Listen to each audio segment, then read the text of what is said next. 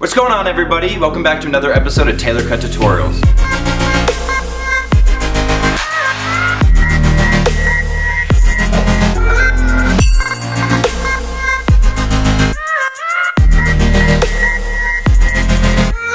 A lot of you have been asking about the effect in my videos where it looks like it's a time lapse, but it's moving towards or away from a subject. That effect is known as a hyperlapse. What a hyperlapse essentially is it's kind of like stop motion animation. If you don't know what stop motion is, it's a series of individual photos pieced together to look like video. A lot of my hyperlapses are of structures, like a building, a statue, something specific that you can move towards, around, or away from. If you have the ability to use a tripod, that will probably give you the best results. It's also the most time consuming, but it's meticulous, and it's a way to ensure that your hyperlapse is going to be smooth and steady. Most of the times when I do my hyperlapses, I don't have the luxury of using a tripod because it's very run and gun, so I end up just doing it handheld. There's a couple little tricks you can do in camera to ensure that you get the smoothest hyperlapse possible. The first thing you should do in your DSLR is turn on a grid within your viewfinder. The reason why you want this grid on is because you're going to want to match a cross section with a specific point on the building you're hyperlapsing. This allows you, without a tripod, to make sure that you're getting the most steady hyperlapse possible. Now, in terms of actually photographing a hyperlapse, it's a very simple process. Probably the best and most meticulous way to do it is stand where you want to start from.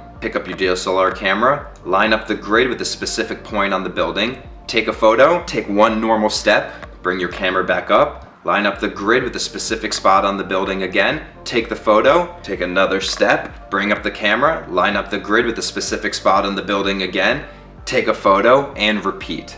As long as each step you take is about the same, and each time you take the photo, you're lining up that specific grid point with the spot on the building, it's gonna be a pretty smooth hyperlapse. Now you gotta do this as many times as necessary. About 200 photos equals 4 to 5 seconds of hyperlapse video. Another little trick you could do within your DSLR is make sure you turn on a leveler so you can see if your photos are level each time. Even though you're lining up the crosshairs with a specific point on the building every time, you gotta make sure that the frame is level as well. You could be lining up the point but your camera's tilted a little bit this way, and then when you take the next photo, it's tilted a little bit this way. You want to make sure each photo is about as level and the same as the photo before. Luckily, there is some flexibility in post that you can do to try to smooth it out so it doesn't look so jittery. Now that you have an idea of how to actually shoot the hyperlapse, let me show you how you piece it together within the actual computer. Okay, first thing you're going to want to do is make sure you have all the photos organized. And for today's tutorial, we'll go into some hyperlapses that I got while in Cuba. I'm going to go to my Cuba folder, I'm going to go to hyperlapses, and as you can see, I already have everything labeled and exported, but for this tutorial, I'm going to show you how I pieced it all together. Okay, so I like piecing all my hyperlapses together within Adobe After Effects. First thing you're going to want to do is select a new project, and then you're going to hit Command-I or Import. So for this tutorial, let's use the first hyperlapse I used in my Viva Cuba edit of the Capitol building. So what you're going to want to do is select in sequence all of the photos that you used of your hyperlapse. Next, you're going to want to go to Options, and you're going to want to select Camera Raw Sequence. Hit Open to import it into Adobe After Effects. This is now asking if there's any coloring changes you would like to do to the photos. I'm just going to hit OK and leave it as is because I like doing all my coloring separate.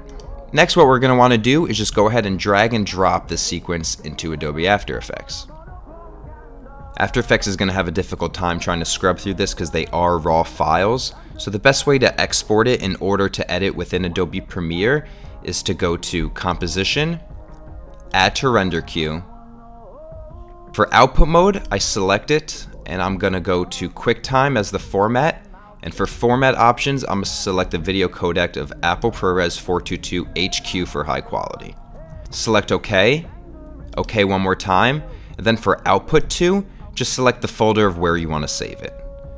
For this, I'm going to go back into my hard drive, my Cuba folder, hyperlapses, and then I'm just going to save this as what it's outputting to. So this is the Capitol building, so I'm going to save it as Capitol Export.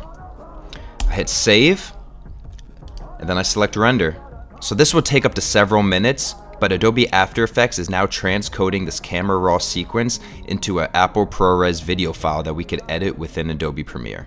Okay, so once it's done exporting, you can quit out of Adobe After Effects. I'm not going to save it because I already have it exported. Next, we could open up Adobe Premiere.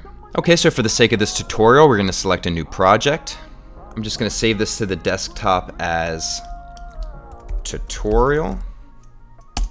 What I like to do is hit Command-I again or Import, and select a video file of the settings that I know I want the timeline to be. So this is just the 6 days in Cuba vlog that I just uploaded. I'm gonna drop it in. That way I know my timeline is 1920, 1080, 24 frames per second. I can delete that, hit Command-I again or import, go back into my hard drive, select Cuba, hyperlapses, and let's select the Capitol building ProRes file that we just exported. Import that into Adobe Premiere, drop it in.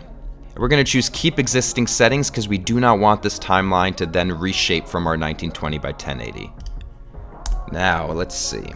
As you can see, the video file dimensions is very large because when shooting in raw photos, it's about 5K. This is great because it's super high resolution. But in order to make it fit within our timeline, we're going to select set to frame size, and there you go. It has these black bars on the side, so you could just go up here to scale and just make it fit where you want. You could even move the positioning up and down based on what you want to be in frame. Now when you play back, you can see just how shaky the hyperlapse actually is. This doesn't mean that we did something wrong when photographing the hyperlapse. It's just nearly impossible to get exact framing every single time. So like I said, a way to smooth it out in post is to select it, go to Effects, and I have within my favorites folder here Warp Stabiliser. Warp Stabiliser is a plugin that's available within every Adobe Premiere. Before we can apply Warp Stabiliser, there's something we need to do to the clip in order for it to work. I don't know if a lot of you have gotten this message before, but if you try to do it right away, you're gonna get this error message.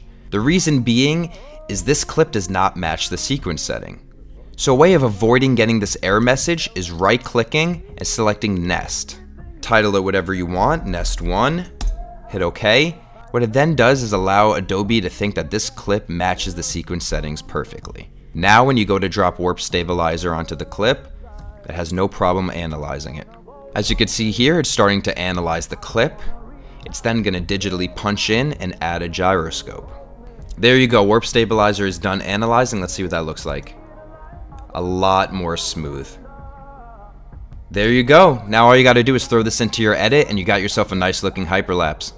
A lot of you have been asking where I've learned some of my techniques for photo and filmmaking. I actually went to 4 years of film school, so I learned a lot within those courses there, but there are also a ton of awesome online resources as well. One amazing website I actually really love going to is Skillshare.com. I first stumbled upon Skillshare.com when I was searching how to do animation online. They actually offer over 13,000 classes, and a lot of them dive into specific topics within film and photo such as cinematography, editing, and even animation. If you're interested in using Skillshare.com, I'm going to put a link in the description. They're offering a free 2-month trial to use it, and after that it's only $8 a month, which is literally the price of using Netflix. It also gives you the ability to get direct feedback from the people teaching the course and also from other people taking the class as well. I'd highly suggest clicking on the link in my bio, exploring Skillshare.com, and see if there's any topics in there that you can learn from. Now, if there are any other topics you want me to cover in future episodes, just mention in the comments below. I'll make sure to read through it and try to get into it in future Taylor Cut Sunday episodes. This weekend is actually mine and Alyssa's 1-year anniversary, so next Sunday there's gonna be a very special 1-year anniversary video. Thank you so much for watching, and I can't wait to see you next Sunday.